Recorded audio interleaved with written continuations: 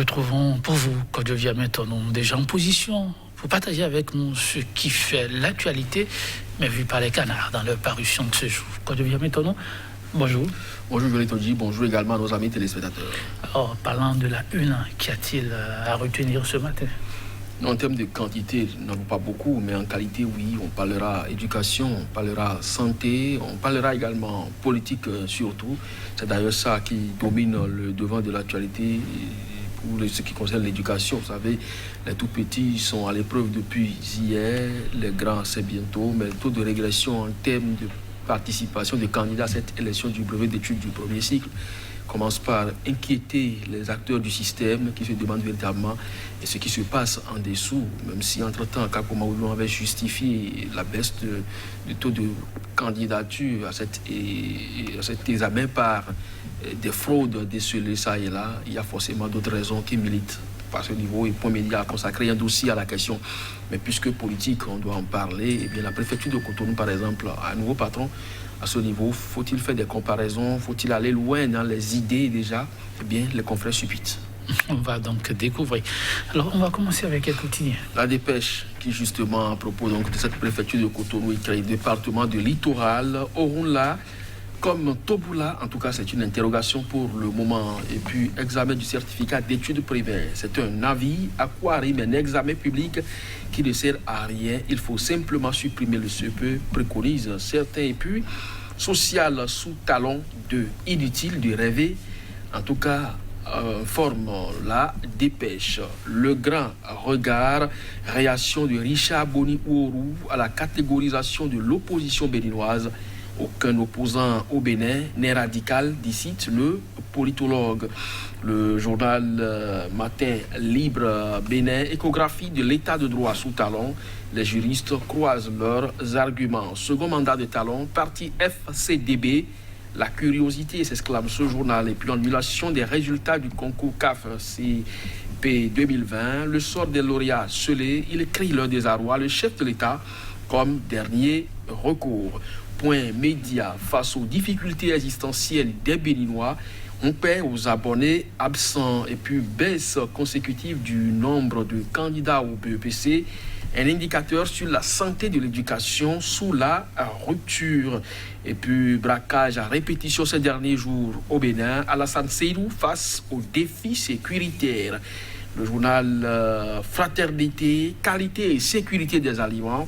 La trouille de mourir plus vite que prévu. Et puis match amical Bénin-Zambie au stade de Kourounou ce jour. Un test pour doper le moral des écureuils avant la Sierra Leone. Joël Tondji. Merci à vous, Kojo Viamet-Tonon. Pas mal, oui, en termes d'information.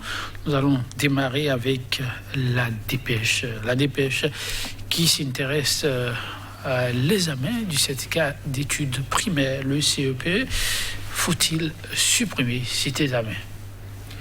Oui, c'est la grosse interrogation que pose ce journal ce matin après avoir écouté l'avis d'un expert en la matière qui se désole de ce qu'effectivement on met beaucoup de moyens à disposition d'un examen qui à la fin ne sert à rien. Bon, c'est possible que cela ne sert à rien pour celui qui fait donc ces déclarations, mais quand on sait très bien que il y a des tests, même quand on veut être recruté dans l'armée par exemple, le CEP peut continuer quand même d'être sollicité. Donc ce n'est pas rien. Il ne faut pas quand même sortir du système éducatif sans disposer au moins d'un parchemin. Ceux qui, pour des raisons personnelles ou sociales, par exemple, abandonnent les classes après le CEP, par exemple, en classe de 3e ou 4e et qui n'ont pas le BPC, au moins ils diront à leur progéniture qu'ils ont été à l'école et qu'ils ont pu obtenir au moins le CEP. C'est déjà pas mal, c'est une satisfaction morale, même si ça ne donne plus de qualification à aucun emploi dans la République. Maintenant, ne pas le supprimer, c'est trouver peut-être d'autres voies et moyens pour renforcer beaucoup plus ce diplôme-là, même si ça ne doit plus servir dans l'administration, il faut quand même qu'on puisse le situer. C'est comme, ça c'est une parenthèse que j'ouvre pour dire que l'État béninois ne dispose plus les pièces de 1 franc ou 3 francs ou 2 francs, je ne sais pas, mais quand vous avez votre facture d'électricité et d'eau, on continue de vous calculer des 3 francs. Donc, par conséquent, c'est une façon de gruger les citoyens naturellement. Et de la même manière que le CEP ne sert plus aujourd'hui vraiment à grande chose, on peut le renforcer autrement. Oui, pourquoi pas. Nous allons rester avec la dépêche pour parler, du nouveau préfet du littoral et la grosse interrogation du quotidien. Oui, le journal se demande si, en tout cas, c'est une comparaison qui ne tient pas forcément, mais il pense que Orunla, est-ce que c'est comme Toboula? De toutes les façons, il y a quand même la fin des syllabes qui en dit long.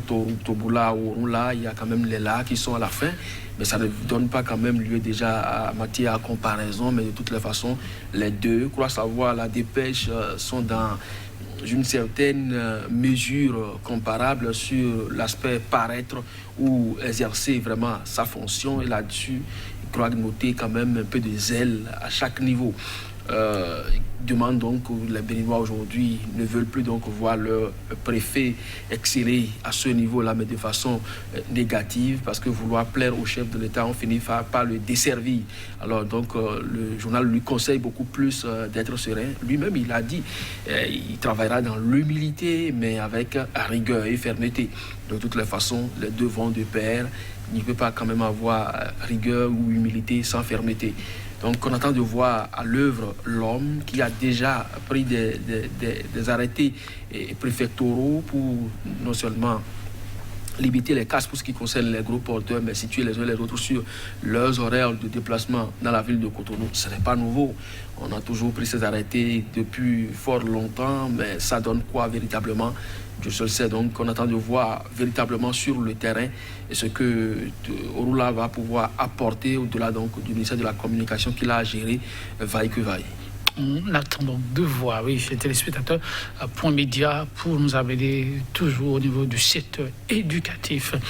Eh bien, la baisse de nombre de candidats pour les examens cette année. Est-ce trop tôt de tirer des conclusions? En tout cas, beaucoup s'interrogent déjà à Côte-d'Ivoire-Menton. Oui, le journal fait savoir que depuis 2019 à 2020 et 2020 à 2021, on a noté continuellement des baisses. Et il va donc au-delà pour dire que depuis 2016, eh bien, les différentes réformes, que ce soit au niveau social, politique que scolaire, n'a pas manqué, donc ces différentes réformes du moins n'ont pas manqué d'apporter un coup dur au système éducatif, puisque des parents ont perdu leur emploi, ils ne sont plus capables de subvenir aux besoins de leurs enfants et donc de s'acquitter convenablement de leur scolarité. Vous savez que la plupart des parents aujourd'hui, pour peu que vous avez une petite condition modeste, eh bien vous voudrez donc mettre vos enfants au privé. Et donc les coûts à ce niveau sont quand même élevés. Les écoles publiques ou collèges publics ne sont pas aussi très proches des ménages parfois. Donc lorsque vous n'avez plus les moyens d'envoyer votre enfant au privé, eh bien il vous rejoint simplement à la maison. Voilà que vous avez déjà perdu votre emploi sous le coup des suppressions d'emplois que vous avez connues depuis 2016 à 2020.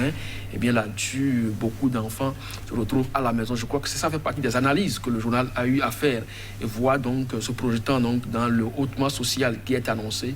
Il ne voit pas quand même une lueur d'espoir à partir du moment où on annonce quand même l'assurance qui sera contraignante parce que obligatoire. On annonce des poubelles homologuées qui coûteront 25 000 francs CFA par ménage alors que tout le monde n'arrive pas à envoyer son enfant à l'école.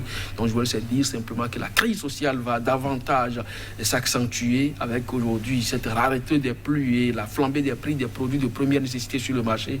On se demande si tout le monde pourra vivre vraiment dans la République. Vivement que tout le monde arrive à vivre.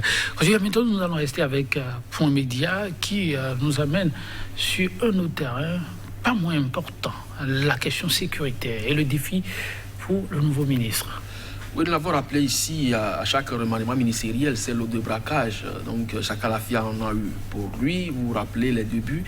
C'est assez bien soldé avec beaucoup de braqueurs qui ont été donc abattus par la police en son temps pour pouvoir calmer les jeux. Aujourd'hui, on apprend de plus en plus qu'il y a des séries de braquages dans la République, mais la police également veille au grain, elle est autour de ces hors la loi, mais de plus en plus, on note également des échanges de tirs entre policiers et malfrats, même si la police tire toujours son épingle du jeu, c'est quand même pas bien qu'on en enregistre à ces différents niveaux-là d'insécurité qui montent donc en flèche alors que le chef de l'État travaille aujourd'hui à protéger quand même le pays, parce que vous savez, nous sommes dans une spirale de zones où les djihadistes font vraiment parler d'eux et le Bénin n'est pas donc à l'abri de ces délinquants.